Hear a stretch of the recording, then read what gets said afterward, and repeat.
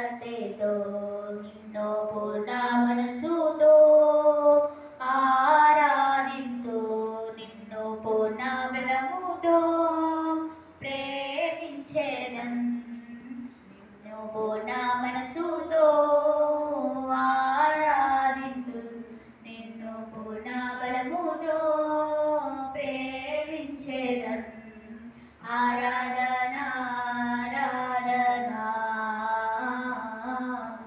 ఆరాధన ఆరాధన ఆరాధన ఆరాధన